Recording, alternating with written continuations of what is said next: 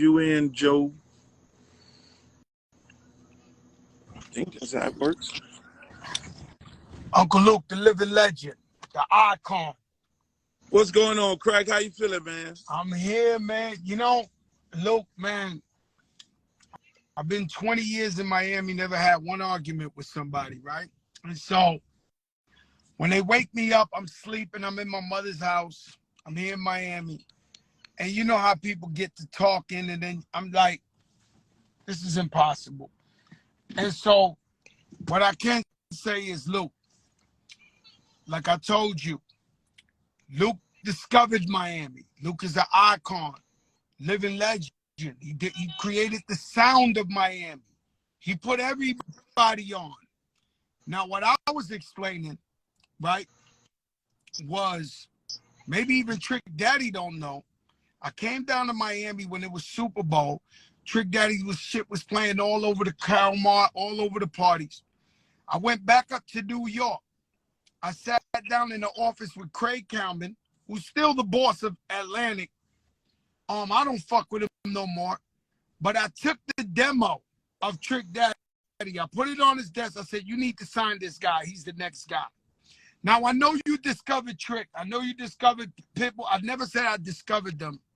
Luke, I took his demo out of love for hip-hop, and Craig Kalman calls me 2 days later and tells me, I signed the guy Trick from Miami.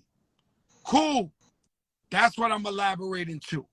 When it comes to Pitbull, I know you discovered Pitbull from day one. I didn't say I discovered Pitbull. What I said was, when I was in New York, I was fucked up. I was on the run. I came to Miami. My brother Robert Fernandez, Robbie Rob, who still works with Pitt to this day, let me stay in this house for 6 months. Nobody else has done that for me. So a couple of years later, when Big Pun's double platinum, Fat Joe's platinum, the Spanish niggas is rocking, TBT is begging me for any Spanish artist in the universe. Robbie Rob steps to me and says, Joe, I need this favor. I walk in TBT to Brian Leach, Steve Gottlieb, and I said, this is the guy. This is the next one. Now they signed him. I never did business with Pitbull or Trick. I never signed them. This was all out of love. Everything I did was out of love. Right. And so when I say these things, you know, we've been around too long, Luke. We've been a principle. So when I go on record and I say something, I really believe it. I really mean it. Mm-hmm. And so I know it's always been love with me and you. I know it's been love with all of us. And so when everybody's telling me this and this and that, I say, yo, let me break it down to Luke and everybody, my side of the story, or my truth, because I'm telling the truth. Now, I know when it comes to Miami, you discovered Pitbull, you discovered Trick Daddy, you put Khaled on your radio show, the first main radio show. I don't deny nothing. You was king of Miami when you first came out. You understand? Right. I'm not saying that. Miami's my home for 20 years. I've received nothing but love, and I got nothing but respect for everybody in Miami. But I believe this time 2 people are right. I believe 2 people are right. And that's it. I just want to come on here and say my piece, brother. Yeah, man. I appreciate it. Just like when we had a conversation, you know, and that's why when I did the post, you know, my father was telling me about it, and I looked at the whole thing, but at the same time, shit, what happened? You know, when I put the post out, I said, hey man, I love this dude. You know, I fuck with it. You know what I mean? Shit, man, you go way, we go too far back. You know, and we've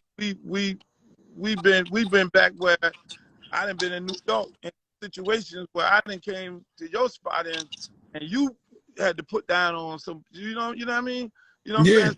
We got history, we got too much love, and that's why I was kind of taking back. But then, just like you said, when I was like Pitt, when I got Pitt, you know, it was because there was Big Pun and Fat Joe, these Puerto Rican artists, you know, doing big numbers and like, look, man, I'm gonna have a you know, because I'm here, you know, and so we did records and all that, and we put him on, signed him up and all that.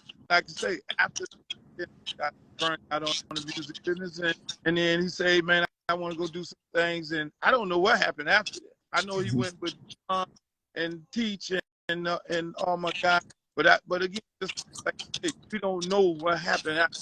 Same thing with Trick. You know, I was in bankruptcy, so if I did record with him while in bankruptcy, trying to get all my trying to get clear of all the samples and everything. So I did record with him, and I was able to do it. And I was on Island Records at the time. And I said, hey, Trick, we're gonna do this, and then when I get, then we're gonna. But it took too long. He ended up signing up, from my understanding, with Slip and Slide. So they then ended up on Atlantis. But again, I say all that to say, you never know what happened and how things are after people. You know what I'm saying? Deals get cut all the time. And there's always people who look out and people who put down and people who introduce. So yes, you're right. Both of us are right in this situation, because at the end of the day, you know, once they left me, what happened, who did what, how did it happen, but everybody became successful. And then nobody becomes successful without people who, you know, co-signing and co-signing things. So, you know, I'm glad we're able to get on here, conversation. Yo, Luke, man, we got nothing but love and respect for you. You're a fucking icon, living legend. You went up against the Supreme Court. Come on, man, Luke. You know, man, since the day I met you, I done gave you the salute. Every time I see you, I salute. Yeah. Every time I see you, for me to front on Luke is to be fronting on myself, fronting on hip hop. I'm not crazy. I know what it is. I was just speaking a little bit of my truth. And of course you put on the whole Miami. Of course you discovered everybody. Yeah, I'm mad at the interview guy, because the interview guy, he was so overwhelmed by the conversation you were having, which was a deep conversation, because I learned some stuff that I didn't know. You know, I didn't know about the funeral and all that. And I'm gonna be honest with you, I stopped looking at it at that point because I didn't want to hear. I didn't want that. That was deep for me. You know what I'm saying? That was real deep for me. And I'm like, man, these people love each other and families and all that. And so that's when I was like, man, you know, that was deep. So just like you say, man, I ain't got nothing but love for you, man. We love each other. You've been down. That's right. You know, shit, man. You show love to the kids. Y'all do the things in the park. I mean, you really, out of most people, you really are loved here, and you embrace the place. You know, the culture and all aspects of it. And so, man, shit, we straight. You know, we ain't never gonna have no problem. It's all love, boss. All right, Luke. God bless you, man. Thank you for the love. Okay, man. Peace. You have a good night. Okay. Peace, brother. All right. See, that's how it should work, people. You know what I'm saying? You never know. That's how it works. That's how it should work. That's how, you know, before people go to getting guns and all that, because of misunderstandings and going to parties and acting crazy and shit, two grown-ass men. And this is a teachable moment for hip-hop. And for us as a people, our culture. Everything don't result into an argument, because misunderstandings should not result into arguments. You know, you should be able to have a conversation and talk your way out of it. You know, like I say, when I discovered Trick Daddy, Trick was in jail, got out of jail, Pops said, man, look out for my son. Trick Daddy ended up living with me, and he ended up in a battle. Trick did a battle. He outdid Red. Him and Red was the final ones in the Pac Jam Team Disco. And Trick won the battle, and I said, whoever win this battle, I'm gonna do a song with him. And I told Trick, man, even though you living with me, because he was living with me, we were actually living together.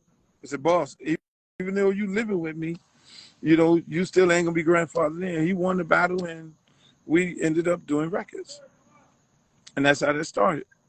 I got jammed up in the, all these bankruptcies, all these samples I did, and I didn't want to sign him because if I'd have signed him, he'd have been property of the state.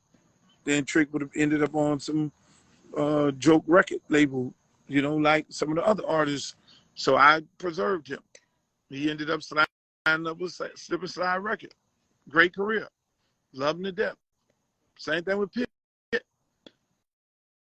It's like I said, I wanted a Cuban artist because I was from Miami. So I went and found Pitt. I told Julian Booth, he was my A&R guy. Julian, Big Teach, Jeff Sanchez, we need to find a Cuban artist. I don't give a fuck what y'all do. Don't even come to the fucking office. Go find me a goddamn Cuban artist because I will not be complete in Miami unless I have a Cuban artist. Them dudes got Big Pun and Fat Joe out of New York. We gotta compete. And they went and found him. Did a record. The first record we did was with Lil Zane. Little Zane. Lil Zane, Hot as Fish Grease. Took the record to all these radio stations. I took the record to Power 96. They turned it down. First time Pitbull record got played on was 99 Jams. That's facts. Because I was amazed that I just knew Power 96 was going to support the record. But that didn't happen. But later on, Power 96, DJ Laz, everybody, because the PD and the MDs, they was all scared that DJ Laz, because he was the guy doing music here, they thought Laz was going to feel some kind of way if they put on another Cuban artist from Miami. That's facts. And DJ Laz was the main one, embraced Pitbull.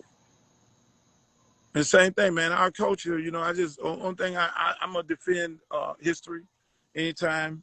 If I see anything that may be misconstrued or misunderstood, I'm going to defend the history of us because, some people try to rewrite our history. In this case, Fat Joe ain't trying to rewrite our history.